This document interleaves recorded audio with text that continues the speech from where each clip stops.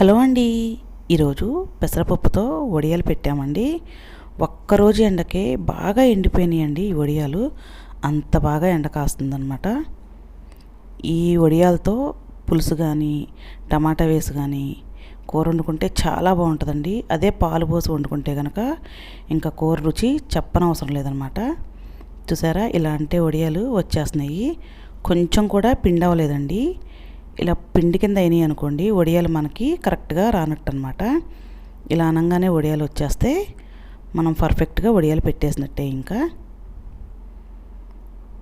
చూసారా, ఇలా అనగానే అలా వచ్చేస్తున్నాయి వడియాలు. చాలా బాగా ఎండిపోయినాయండి వడియాలు. ఇవి సగ్గుబియ్యం వడియాలండి. ఇవి కూడా చాలా బాగా కుదిరినాయి. ఇవి కూడా ఒక్కరోజు ఎండికే బాగా ఎండిపోయినాయి అన్నమాట. ఇవి మజ్జిగలో మిరపకాయలండి. ఇవి కూడా 3 రోజులు మజ్జిగలో వేసుకుని ఊరబెట్టేసుకుని ఎండలో వేసుకోవాలి. ఇవి మా పిల్లలు చాలా ఇష్టంగా తింటారండి పెరుగన్నంలో. అందుకని చెప్పని ఇవి కూడా వేసామన్నమాట. మజ్జిగలో మిరపకాయలు కూడా ఇవి కూడా బాగా ఎండిపోయాయి, గలగలలాడిపోతున్నాయి అన్నమాట. ఇవి స్టోర్ చేసుకుంటే 1 ఇయర్ పాటు ఉంటాయి.